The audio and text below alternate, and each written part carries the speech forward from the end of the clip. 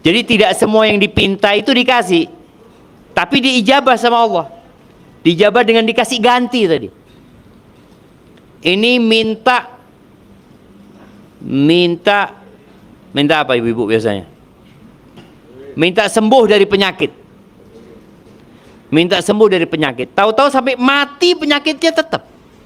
Kita lihat loh, ada orang yang berdoa minta kesembuhan, tapi ternyata penyakitnya dibawa mati. Berarti dia kan nggak sembuh.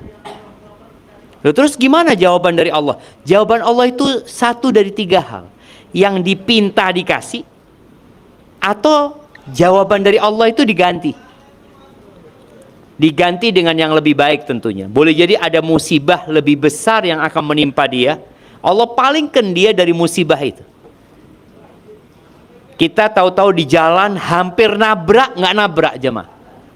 Boleh jadi ini jawaban dari doa kita.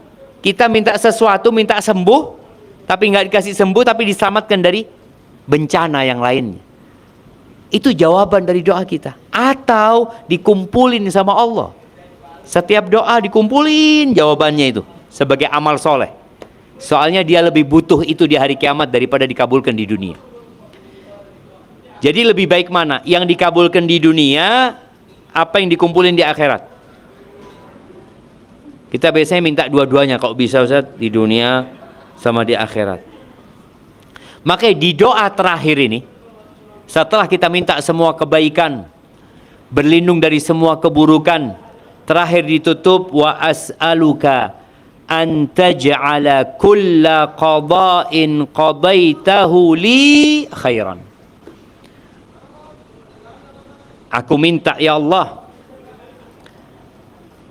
agar semua ketentuanmu, semua takdir yang engkau tetapkan buat aku baik buat aku.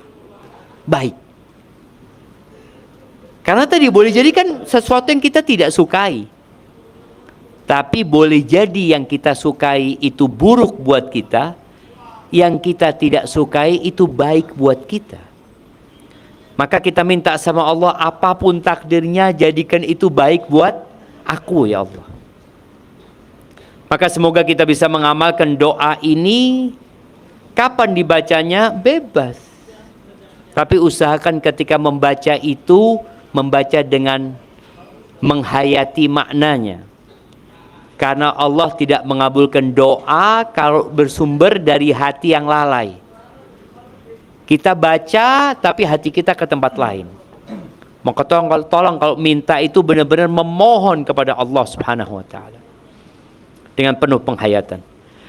Barakallahu fiik.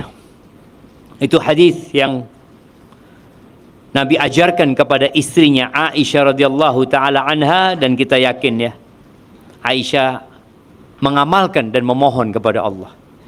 Tapi ternyata Aisyah sampai mati nggak punya anak, jemaah. Aisyah itu sampai meninggal dunia nggak dikasih anak. Padahal suaminya adalah Rasulullah SAW. Bapaknya adalah Abu Bakar.